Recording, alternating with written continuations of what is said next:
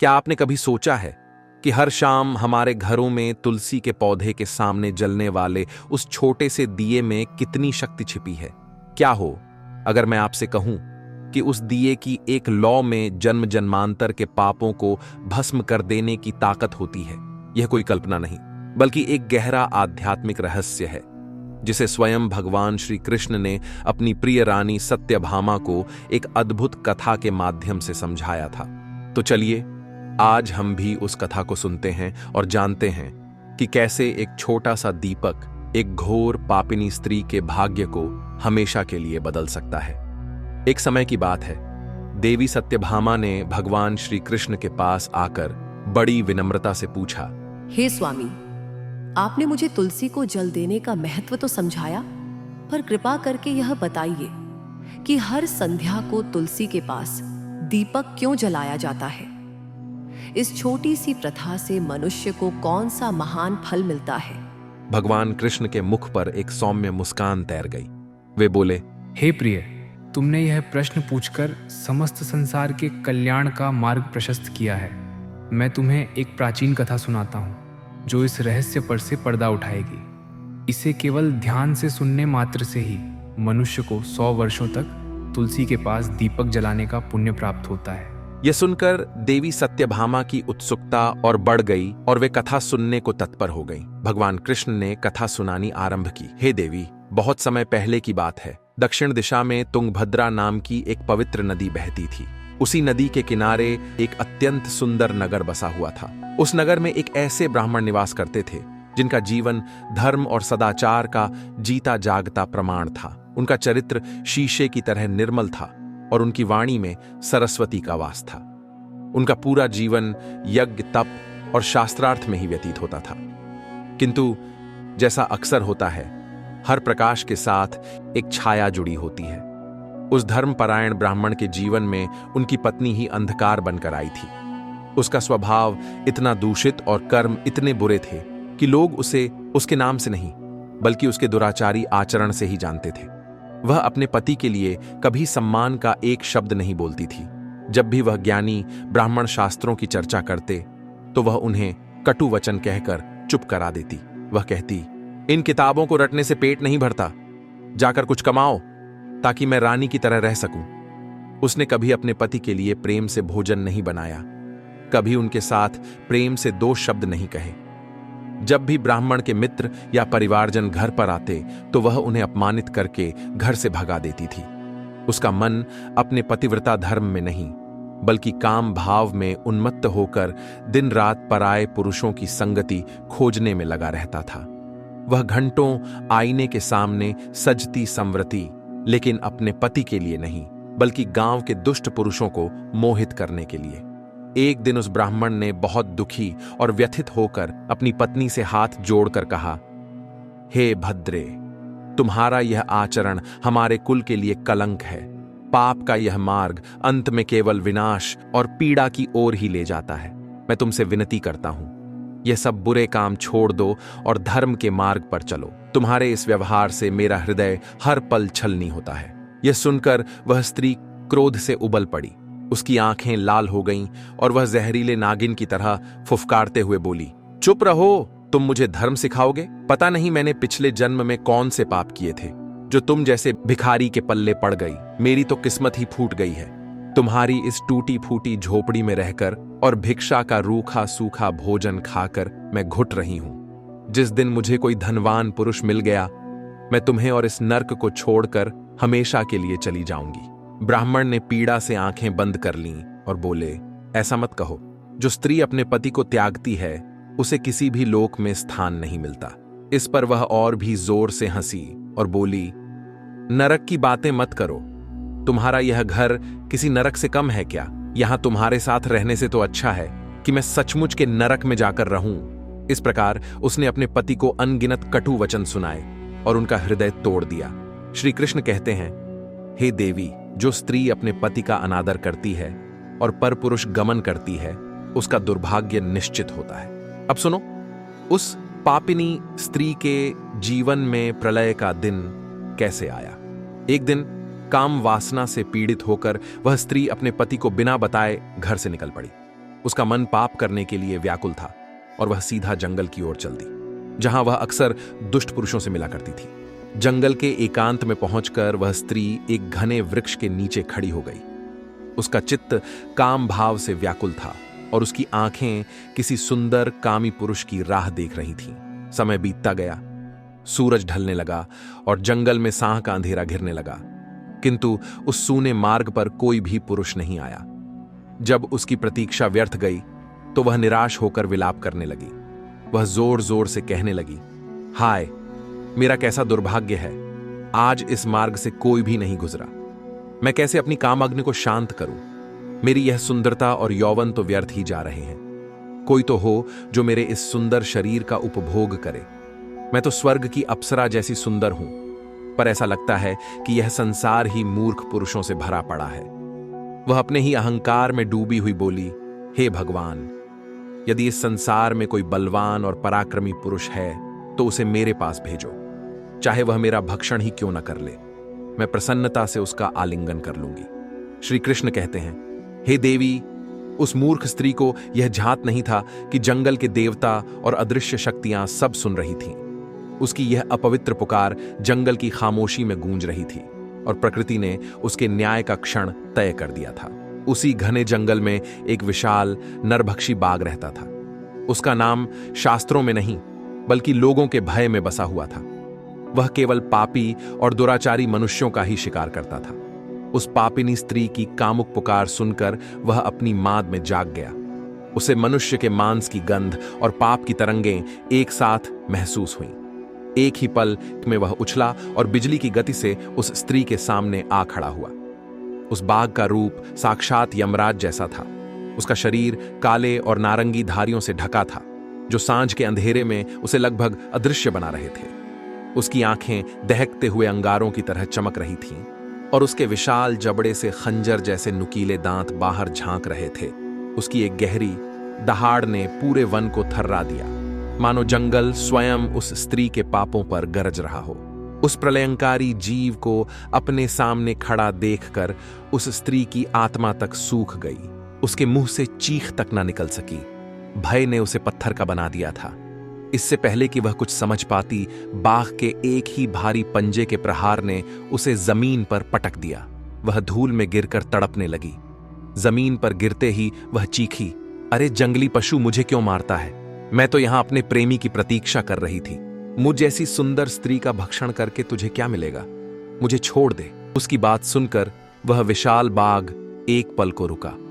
उसको हैरान करते हुए उसके मुंह से मनुष्य की तरह की आवाज निकली। वह हंसते हुए बोला, हे दुष्टा, आज विधाता ने तुझे मेरा भोजन नियुक्त किया है। तुझ जैसी पापिनियों का संहार करना ही मेरा धर्म है। इसी से मुझे इस पशु योनि से मुक्ति मिलेगी। यह चमत्कार देखकर वह स्त्री हैरान रह गई। उसे अपनी आंखों और कानों पर विश्वास नहीं हुआ। उसने अपनी अंतिम सांसें गिनते हुए कांपती आवाज में पूछा, तुम कौन हो? तुम्हें यह बाघ का शरीर क्यों मिला? कृपा करके मुझे अपनी कहानी बताओ, फिर भले ही मेरा भक्षण कर लेना। तब उस बाघ ने एक गहरी दुख भरी सांस ली, मानो उसे अपने पिछले जन्मों की पीड़ा याद आ गई हो, और उसने अपनी कथा सुनानी आरंभ की। उस बाघ ने अपनी गंभीर और दर्द भरी आवाज में कहना शुरू किया, हे पापिनी, मेरी कहानी ध्यान से सुन, क्योंकि यह तेरे जैसे कर्म करने वालों के लिए एक चेतावनी है। पूर्व जन्म में मैं इस बाघ के शरीर में नहीं बल्कि एक ब्राह्मण के कुल में जन्मा था। मेरा नाम वेदानंद था और मेरा जन्म दक्षिण देश की एक पवित्र नगरी में हुआ था। मेरे पिता एक आदर्श ब्राह्मण थे जिनका जीवन धर्म और यज्ञ को समर्पित था। मैंने भी अपनी युवावस्था में वेदों और शास्त्रों का गहन अध्ययन किया। मैं यज्ञ और धार्मिक अनुष्ठानों में इतना पारंगत हो गया कि दूर दूर से लोग मुझे बुलाने लगे। लेकिन जैसे जैसे मेरी ख्याति बढ़ी, मेरे मन में धर्म की जगह धन के लोभ ने ले ली। मेरे लिए यज्ञ अब ईश्वर को प्रसन्न करने का माध्यम नहीं बल्कि धन कमाने का एक साधन बन गया था। मैंने पापियों और अधर्मियों के घरों में जाकर यज्ञ करवाए, केवल मोटी दक्षिणा के लालच में। मैं जानता था कि उनका धन पाप का है, फिर भी मैं उसे स्वीकार करता और उनके पाप कर्मों का मूक समर्थक बन गया। मैंने धन के लोभ में उन वस्तुओं का दान भी स्वीकार किया जिन्हें एक ब्राह्मण को कभी नहीं लेना चाहिए। मेरा मन इतना लोभी हो गया था कि मैं बहाने बनाकर लोगों से धन उधार लेता। और फिर कभी वापस नहीं करता। छल कपट मेरे स्वभाव का हिस्सा बन गया था। समय बीतता गया, मेरा शरीर बूढ़ा हो गया, बाल सफेद हो गए, आंखें धुंधली हो गईं और मुंह के दांत गिर गए, परंतु धन का लोभ मेरे मन से नहीं गया। मैं मृत्युशैया पर भी पाप कर्म करता रहा। मेरे जीवन का अंतिम दिन मुझे आज भी याद है। धन के लालच में मैं एक बार फिर नदी के किनारे पहुंचा। वहां मैंने अन्य धूर्त ब्राह्मणों के साथ मिलकर भोले भाले लोगों को ठगा। हमने झूठे मंत्रों का उच्चारण किया और बिना किसी विधि विधान के देवी देवताओं का पूजन किया। हमारा एकमात्र उद्देश्य अधिक से अधिक धन दान में प्राप्त करना था। उस दिन मैंने काफी धन एकत्र कर लिया था, लेकिन विधाता ने मेरे कर्मों का हिसाब उसी दिन करने का निश्चय कर लिया था। मैं नदी के तट पर बैठा अपने कमाए पाप के धन को गिन ही रहा था। तभी एक बीमार और भूखा कुत्ता मेरे पास आया। मैंने उसे घृणा से दुत्कार कर भगा दिया, लेकिन वह क्रोध में आकर मेरे पैर में काट बैठा। कुत्ते का विष मेरे शरीर में फैल गया और मैं मूर्छित होकर वहीं गिर पड़ा। उसी क्षण मेरे प्राण निकल गए। मेरी मृत्यु होते ही यमराज के 2 भयानक दूत वहां प्रकट हुए। उनके शरीर कोयले की तरह काले थे, उनकी आंखें दहक रही थीं और उनके हाथों में लोहे की जंजीरें थीं। उन्होंने मेरी आत्मा को उन जंजीरों में जकड़ लिया और मुझे घसीटते हुए यमपुरी की ओर ले गए।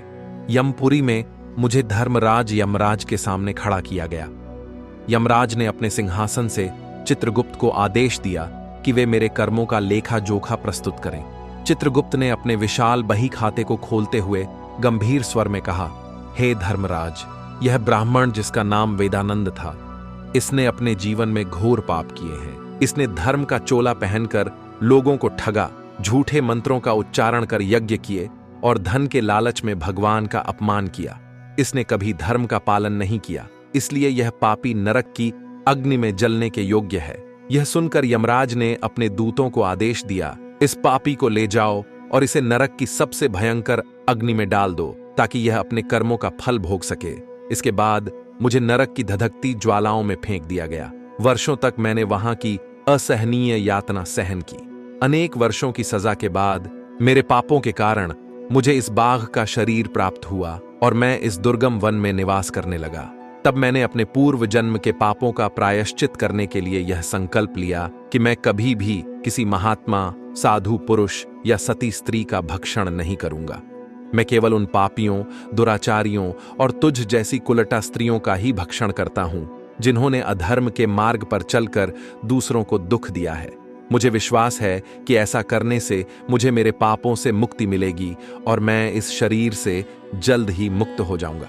अपनी कहानी समाप्त करते हुए बाघ ने कहा, हे पापिनी, तेरे आचरण से तू भी एक कुलटा दुराचारिणी स्त्री दिखती है। अपने पति को छोड़कर तू इस वन में पाप करने आई है, इसीलिए आज तू मेरा भोजन अवश्य बनेगी। इतना कहकर उस बाघ ने एक भयानक दहाड़ लगाई और अपने तीक्ष्ण नखों और दांतों से उस पापी स्त्री के शरीर को चीर डाला और उसे खा गया। इस प्रकार उस स्त्री के पापों का अंत उसी के कर्मों के अनुरूप हुआ। श्री कृष्ण कहते हैं, हे देवी, उस स्त्री की मृत्यु होते ही उस स्थान पर यमराज के 2 भयानक दूत प्रकट हुए। उन्होंने उस स्त्री की कांपती हुई जीवात्मा को अपने अदृश्य फंदे में बांधा और उसे घसीटते हुए यमपुरी की ओर ले चले, जहां हर प्राणी के कर्मों का सच्चा न्याय होता है। वहां धर्मराज यमराज अपने विशाल भयावह सिंहासन पर विराजमान थे। उनके चारों ओर अग्नि की ज्वालाएं उठ रही थीं और उनकी उपस्थिति मात्र से बड़े बड़े पापियों की आत्मा कांप उठती थी। उस स्त्री को उनके समक्ष प्रस्तुत किया गया। चित्रगुप्त ने अपने विशाल बही खाते, जिसमें हर प्राणी के हर एक क्षण का लेखा जोखा दर्ज था, खोलते हुए यमराज से कहा, हे धर्मराज, यह स्त्री तो अत्यंत पापिनी है। इसने अपने जीवन में घोर पाप किए हैं। इसने विवाह की पवित्र मर्यादा को तोड़ा और व्यभिचार का मार्ग अपनाया। इसने कभी अपने पति की सेवा नहीं की, बल्कि उन्हें सदैव कटु वचन कहकर अपमानित किया। अपने पति को भूलकर यह पराये पुरुषों के संग कुकर्म किया करती थी। उस स्त्री के पापों का वृत्तांत सुनकर यमराज अत्यंत क्रोधित हो गए। उनकी आंखें अंगारों की भांति दहक उठीं और उन्होंने गरजते हुए कहा, इस स्त्री के पाप अक्षम्य हैं। इसे ले जाओ और अग्नि से भरे हुए कुंडों में डाल दो। यमराज के इस कठोर आदेश को सुनकर वह स्त्री अत्यंत भयभीत हो गई। वह यमराज के चरणों में गिरकर गिड़गिड़ाने लगी, हे धर्मराज, कृपा करके मुझे मेरे पापों के लिए क्षमा करें। मैंने यह सब अनजाने में किया है। कृपा करके मुझे प्रायश्चित का एक अवसर प्रदान करें। यमराज ने घृणा से उसकी ओर देखा और कहा, हे स्त्री, तुमने जो पाप किए हैं वे निंदनीय और माफ करने योग्य नहीं हैं। तुम्हारे पापों के लिए अब कोई प्रायश्चित नहीं है। जो स्त्री अपने पति धर्म का त्याग करती है, अपने पति को धोखा देती है और पराये पुरुष के संग विहार करती है, उसे निश्चित ही नरक में जाना पड़ता है। इसीलिए अब तुम्हें अपने कर्मों की यातनाएं भोगनी ही पड़ेगी। फिर उन्होंने अपने दूतों से कहा, हे दूतों, इस पापी स्त्री को ले जाओ और इसे रौरव और कुंभीपाक जैसे भयंकर नरकों में डाल दो। यह उसी के योग्य है। यमराज की आज्ञा पाते ही यम के दूत उस स्त्री को घसीटते हुए नरक की ओर ले गए। वहां उसे पहले जलते हुए तेल के कुंड में करोड़ों वर्षों तक पकाया गया। फिर उसे निकालकर लोहे की नुकीली सलाखों वाले नरक में फेंका गया, जहां उसकी आत्मा हर पल छिदती रहती थी। इस प्रकार उसे अनेक वर्षों तक अलग अलग भयंकर नरकों में असहनीय कष्ट दिए गए। नरक की यातनाएं भोगने के बाद उस महापापिनी स्त्री का जन्म पुनः पृथ्वी लोक पर हुआ, लेकिन इस बार एक चांडाल के घर में। अपने पूर्व जन्म के पापों के संस्कार उसके साथ इस जन्म में भी आए और वह फिर से पाप और व्यभिचार के मार्ग पर चलने लगी। किंतु इस बार कर्मों का फल उसे शीघ्र ही मिला। पूर्व जन्म के घोर पापों के कारण उसे कोढ़ का एक भयानक रोग हो गया। उसका सुंदर शरीर गलने लगा, उसके अंग अंग में असहनीय पीड़ा होने लगी और उसके शरीर से हर समय दुर्गंध आती रहती थी। लोग उसे धिक्कारते और पत्थर मारकर भगा देते। भूख और प्यास से व्याकुल, पीड़ा से तड़पती हुई वह दिन रात भटकती रहती। एक दिन इसी प्रकार भटकते भटकते वह उसी नगर में जा पहुंची जहां पिछले जन्म में उसका घर था। वह भूख से इतनी व्याकुल थी कि एक आश्रम के बाहर गिर पड़ी। उस आश्रम के आंगन में तुलसी का एक हरा भरा सुंदर पौधा लगा हुआ था। कार्तिक का पवित्र महीना चल रहा था। वह हर दिन देखती कि नगर की स्त्रियां उस आश्रम में पूजा करने आती और उस पौधे के पास बड़े भक्ति भाव से एक दीपक जलाती। यह सब देखकर उस पापी स्त्री को बड़ा आश्चर्य होता। उसके मन में पहली बार धर्म और पुण्य को लेकर एक जिज्ञासा जागी। एक दिन उसने हिम्मत करके वहां के एक वृद्ध साधु से पूछा, हे साधु महाराज, यह कौन सा पौधा है जिसकी सब इतनी पूजा करते हैं और ये स्त्रियां इसके नीचे हर शाम दीपक क्यों जला रही हैं? उस साधु ने उस स्त्री की दयनीय दशा को देखकर करुणा भाव से कहा, हे कल्याणी, यह कोई साधारण पौधा नहीं, यह साक्षात देवी वृंदा हैं, जिन्हें हम तुलसी कहते हैं। यह भगवान विष्णु को अत्यंत प्रिय है। इनके दर्शन करने मात्र से ही मनुष्य के संकटों का नाश होता है। इन्हें जल देने से देवताओं की कृपा प्राप्त होती है और इस पवित्र पौधे के पास श्रद्धा से एक दीपक जलाने से मनुष्य के जन्म जन्मांतर के समस्त पाप नष्ट हो जाते हैं। साधु के मुख से यह वचन सुनकर उस स्त्री की आंखों में, जो अब तक सिर्फ पीड़ा और निराशा से भरी थी, आशा की एक हल्की सी किरण चमक उठी। उसने कांपते हुए हाथों को जोड़कर पूछा, हे साधु महाराज, क्या मुझ जैसी महापापिनी स्त्री, जिसने अपने जीवन में केवल व्यभिचार और पाप ही किए हैं, यदि इसके पास दीपक जलाए तो क्या मेरे पाप भी नष्ट हो सकते हैं? वह साधु मुस्कुराए और बोले, हे पुत्री, यह सत्य है। मां तुलसी की कृपा सब पर समान रूप से बरसती है। वे पापी और पुण्यात्मा में भेद नहीं करती। यदि किसी ने गौर से घोर पाप भी किए हों, तब भी सच्ची श्रद्धा से तुलसी के पास जलाया गया एक दीपक उसके सभी जन्मों के पापों को उसी तरह जलाकर राख कर देता है जैसे अग्नि रुई के ढेर को। तुम कौन हो और किस कारण से यह प्रश्न पूछ रही हो? वह स्त्री फूट फूट कर रोने लगी और बोली, हे साधु महाराज, मैं इस संसार की सबसे बड़ी पापिनी हूं। मैंने वे सारे कर्म किए हैं जिनकी शास्त्रों में मनाही है। मेरे उन्हीं पापों के कारण आज मेरी यह दुर्दशा हुई है। कृपा करके मुझे मेरे पापों से मुक्ति का उपाय बताइए। साधु ने कहा, हे पुत्री, पश्चाताप ही पापों को धोने का पहला चरण है। अब से तुम नित्य इस तुलसी के पास श्रद्धा से एक दीपक जलाओ। तुम्हारे समस्त पाप, दोष और रोग समाप्त हो जाएंगे और तुम्हारा कल्याण होगा। उस साधु की बात सुनकर उस स्त्री ने उसी दिन से यह नियम बना लिया। वह हर शाम, चाहे कितनी भी पीड़ा में क्यों ना हो, लड़खड़ाते हुए उस तुलसी के पौधे के पास आती और भक्ति भाव से एक दीपक जला देती। एक दिन वह स्त्री हमेशा की तरह शाम के समय तुलसी के पास दीपक जलाने लगी। जैसे ही उसने दीपक प्रज्वलित किया, उसके हृदय में एक तेज पीड़ा उठी और वहीं तुलसी मां के चरणों में उसके प्राण निकल गए। उसी क्षण यमराज के 2 भयानक दूत उसे यमलोक ले जाने के लिए उस स्थान पर प्रकट हुए। जैसे ही यम के दूत उस पापी स्त्री की आत्मा को अपने पाश में बांध कर ले जाने लगे, तभी आकाश से एक दिव्य प्रकाश उतरा। उस प्रकाश में से भगवान विष्णु के 2 दिव्य पार्षद प्रकट हुए। उनका तेजस्वी और दिव्य रूप देखकर यमदूत भी चकित रह गए। विष्णु के पार्षदों ने यमदूतों को रोकते हुए अपनी मधुर किंतु दृढ़ वाणी में कहा, हे यमदूतों, इस स्त्री को तुम छोड़ दो। यह अब नरक जाने के योग्य नहीं है। तुम किसके आदेश से ऐसा अधर्म कर रहे हो? यम के दूतों ने हाथ जोड़कर कहा, हे पार्षदों, हम धर्मराज यमराज के आदेश से इस पापी स्त्री को नरक ले जा रहे हैं। आप हमें किस कारण से रोक रहे हैं? इसने अपने जीवन में घोर पाप किए हैं।